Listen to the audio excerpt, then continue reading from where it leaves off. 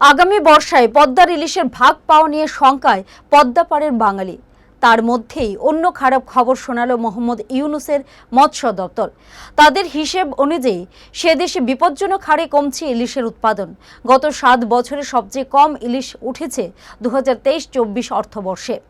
বাংলাদেশি সংবাদ মাধ্যম the daily স্টারের প্রতিবেদনে এমনটাই জানানো হয়েছে। বরিশালের বিভাগীয় মৎস্য দপ্তর জানিয়েছে 2023-24 অর্থবর্ষে 5.29 লক্ষ টন ইলিশ পাওয়া গিয়েছে, যা গত বছরের তুলনায় প্রায় 42,000 টন কম। এই ঘটনায় চিন্তিত বিশেষজ্ঞরা বলছেন, ইলিশ কমার নেপথ্যে রয়েছে আবহাওয়ার খামখেয়ালিপনা, সরকারি নিষেধ অমান্য করে অতিরিক্ত মাছ ধরা এবং নাব্যতা সংক্রান্ত সমস্যা। যদিও তথ্য বলছে 2018-19 সাল থেকে 2022-23 সাল পর্যন্ত ইলিশের পরিমাণ ক্রমশ বৃদ্ধি পেয়েছে বাংলাদেশে। 2018-19 সালে 5.32 লক্ষ টন ইলিশ মিলেছিল সে দেশে।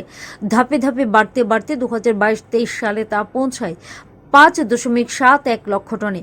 ইলিশের ভাড়ারে টান পড়ার কারণ ব্যাখ্যা করেছেন চাঁদপুরে বাংলাদেশ মৎস্য গবেষণা কেন্দ্রের আধিকারিক মোহাম্মদ আবু কৌসর দিদার। তার বক্তব্য, নদী পথগুলির কিছু জায়গায় নাব্যতা 2 বা 3 মিটারে নেমে এসেছে। ইলিশ সাধারণত 5 মিটারের বেশি গভীর জল পছন্দ করে।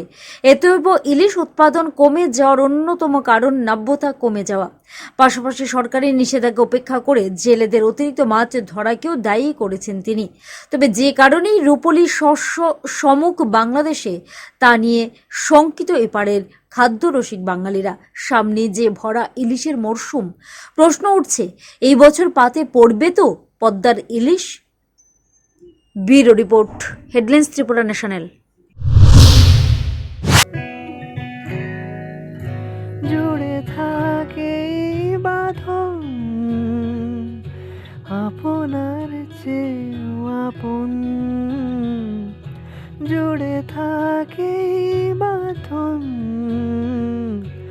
আপনার চেয়েও আপন, আপনার চেয়েও আপন।